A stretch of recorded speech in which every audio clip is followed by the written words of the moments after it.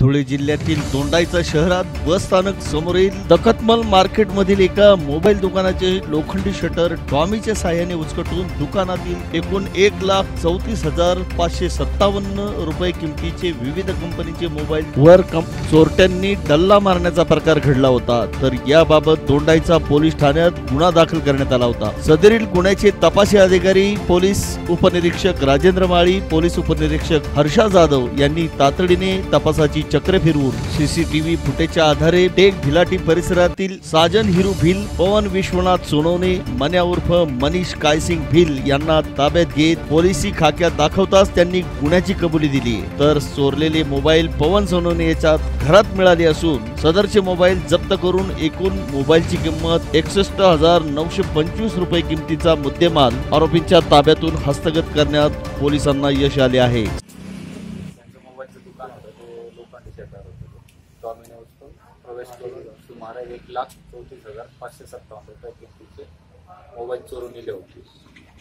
त्यातील मग आपण गुन्हा रजिस्टर 45/2019 बादवी कलम 457, 380, 427 प्रमाणे आपण अज्ञाताविरुद्ध गुन्हा दाखल केला।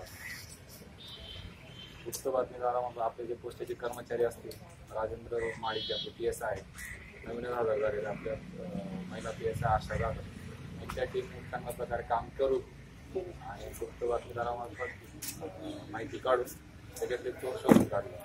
त्यात साजन हिरू भिल, पवन विश्वनाथ सोनवणे आणि मन्या उर्फ मनीष कायसिंग भिल हा सध्या फरार आहे। त्यांना ताब्यात घेऊन आपण पोलीस स्टेशनला त्यांच्याकडे चौकशी केली। त्यांनी मोबाईल चोरल्याचं कबूल केलं आणि त्यांच्याकडून आपण मोबाईल रिकव्हर केलेला आहे। पुढची कारवाई चालू आहे आणि पुढचा तपास आपल्या PSI हर्षा जाधव याकडे।